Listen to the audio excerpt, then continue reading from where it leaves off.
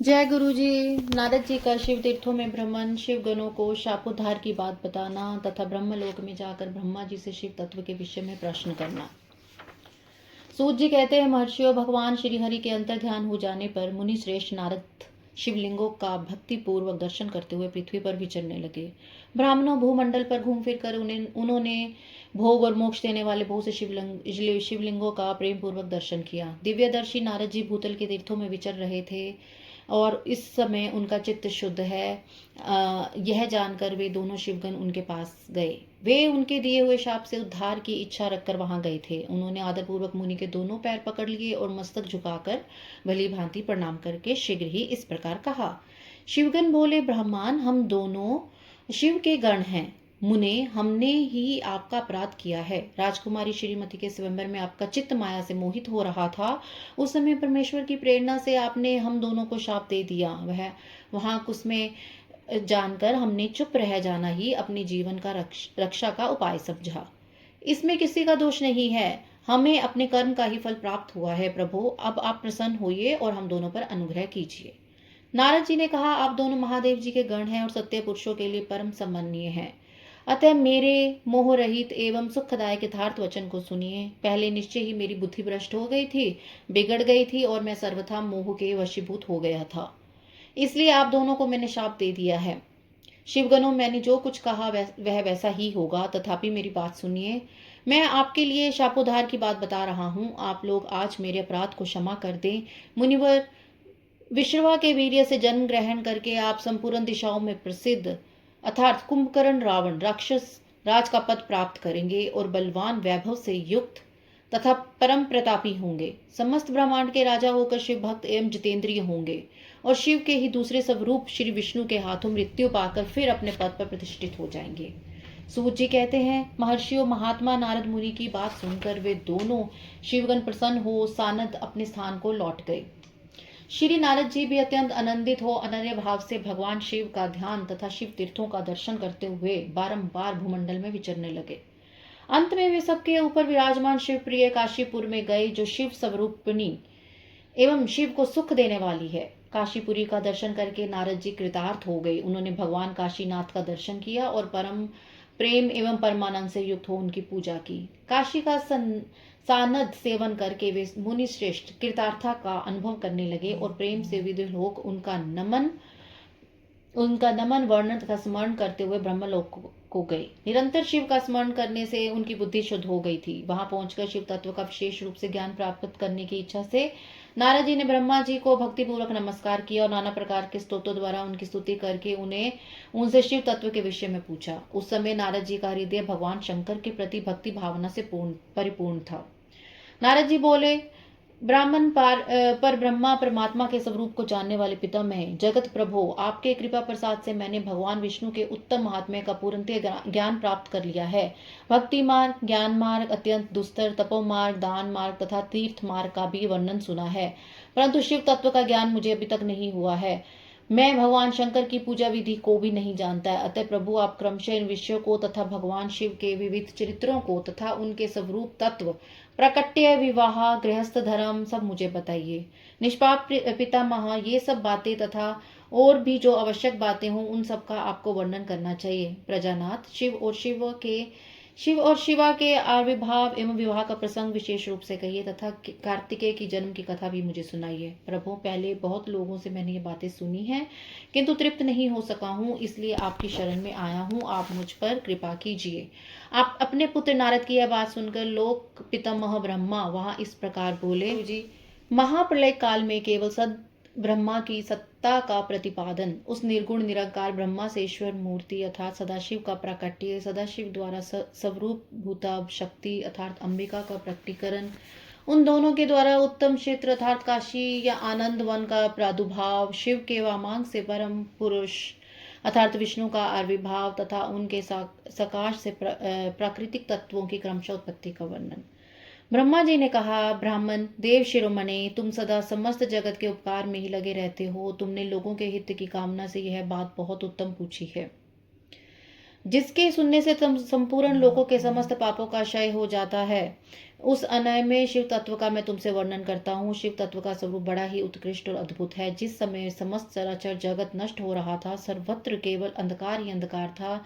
न सूर्य दिखाई देते थे, न चंद्रमा दिखाई देता था। अन्य ग्रहों और नक्षत्रों का भी पता नहीं था। न दिन होता था न रात। अग्नि, पृथ्वी, वायु और जल की भी सत्ता नहीं थी। प्रधान तत्व अव्याकृत प्रकृति से ही रहित सोना आकाश मात्र शेष था। दूसरे किसी तेज की उपलब्धि नहीं होती थी।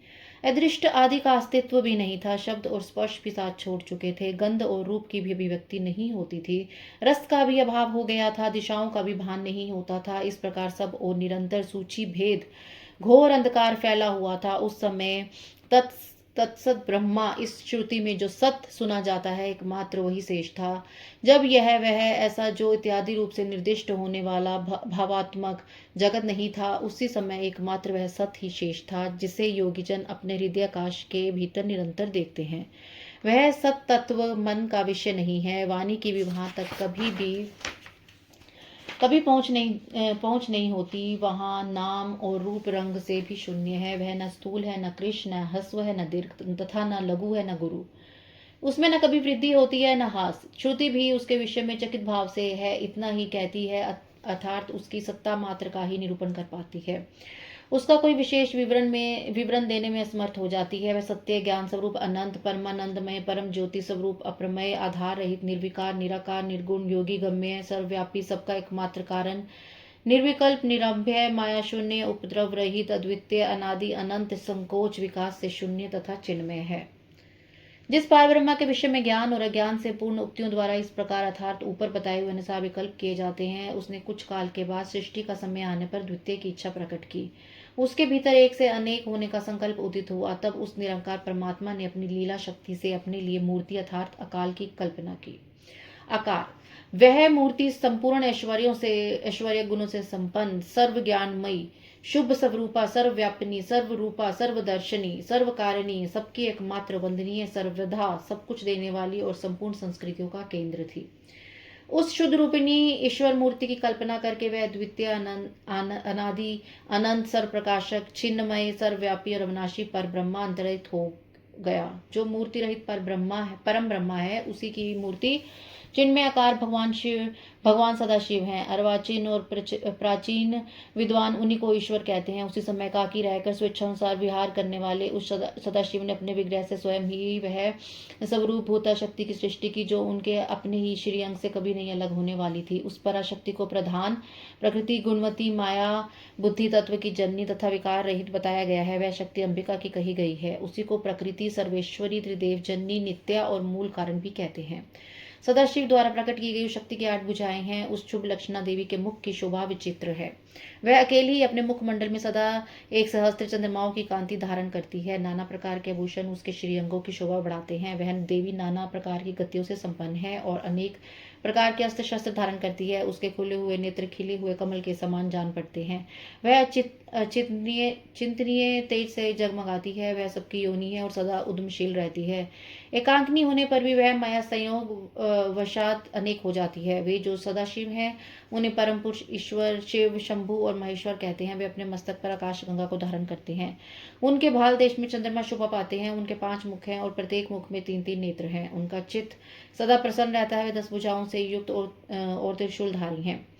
उनके श्रीअंगों की प्रभा कपूर के समान श्वेत गौर है। वे अपने सारे अंगों में भस्म रमाए रहते हैं। उन काल रूपी ब्रह्मा ने एक ही समय शक्ति के साथ शिवलोक नामक क्षेत्र का निर्माण किया था। उस उत्तम क्षेत्र को ही काशी कहते हैं। वे परम निर्माण या मोक्ष का स्थान है जो सबके ऊपर विराजमान है।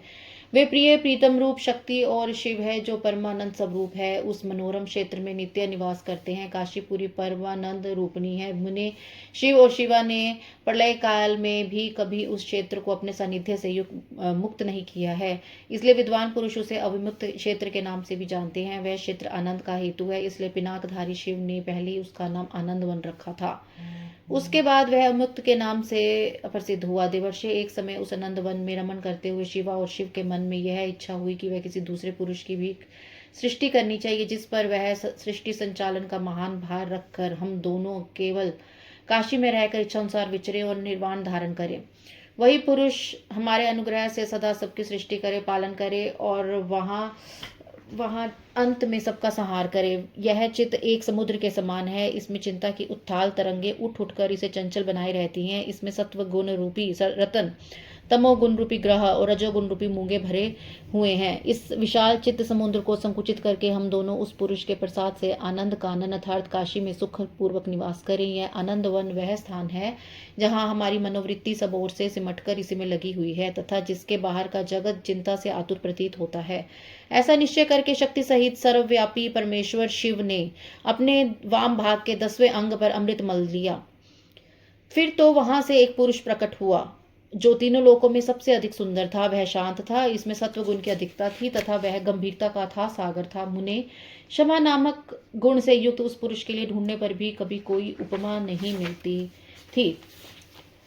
उनकी कांति इंद्र नीलमणि के समान श्याम थी। उसके अंग अंग से दिव्य शोभा छिटक रही थी और नेत्र पर फूल कमल के समान शोभा पा रहे थे। श्रीअंगों पर सुवर्ण की सी कांति वाले 2 सुंदर रेशमी पीताम्बर शोभा पा रहे थे। किसी से भी पराजित न होने वाला वह वीर पुरुष अपने प्रचंड भुजदंडों से सुशोभित हो रहा था। तदंतर उस पुरुष ने परमेश्वर शिव को प्रणाम करके कहा, स्वामीन, मेरे नाम निश्चित कीजिए और काम बताइए। उस पुरुष की यह बात सुनकर महेश्वर भगवान शंकर हंसते हुए मेघ के समान गंभीर वाणी से उससे बोले। शिव ने कहा, वत्स, व्यापक होने के कारण तुम्हारा विष्णु नामक व्याप्त हुआ है। इसके सिवा और भी बहुत से नाम होंगे जो भक्तों को सुख देने वाले होंगे। तुम सुस्थिर उत्तम तप करो, क्योंकि वही समस्त कार्यों का साधन है। ऐसा कहकर भगवान शिव ने स्वाश मार्ग से श्री विष्णु को वेदों का ज्ञान प्रदान किया। तदंतर अपनी महिमा से कभी च्युत न होने वाले श्रीहरि भगवान शिव को प्रणाम करके बड़ी भारी तपस्या करने लगे और शक्ति सहित परमेश्वर शिव भी पार्षद गणों के साथ वहां से दृश्य हो गए। भगवान विष्णु ने सुदीर्घ काल तक बड़ी कठोर तपस्या की। तपस्या के परिश्रम से युक्त भगवान विष्णु के अंगों से नाना प्रकार की जलधाराएं निकलने लगी। यह सब भगवान शिव की माया से संभव हुआ। महामुने, उस जल से सारा सोना आकाश व्याप्त हो गया। वह ब्रह्मा रूप जल अपने स्पर्श मात्र से सब पापों का नाश करने वाला सिद्ध हुआ। उस समय थके हुए परम पुरुष विष्णु ने स्वयं उस जल में शयन किया। वे दीर्घ काल तक बड़ी प्रसन्नता के साथ उसमें रहे। नार अर्थात जल में शयन करने के कारण उनका नाम नारायण यह श्रुति सम्मत नामक प्रसिद्ध हुआ। उस समय उन परम पुरुष नारायण के सिवा दूसरी कोई प्राकृतिक वस्तु नहीं थी। उसके बाद ही उन महात्मा नारायण देव से यथा समय सभी तत्व प्रकट हुए। महामते विद्वान, मैं उन तत्वों की उत्पत्ति का प्रकार बता रहा हूँ, सुनो। प्रकृति से महातत्व प्रकट हुआ और महात्मा से तीनों गुण। इन गुणों के भेद से त्रिविध अहंकार की उत्पत्ति हुई। अहंकार से 5 तन मात्राएं हुई और उन तन मात्राओं से 5 भूत प्रकट हुए। उसी समय ज्ञानेन्द्रियों और कर्मेंद्रियों का भी प्रादुर्भाव हुआ।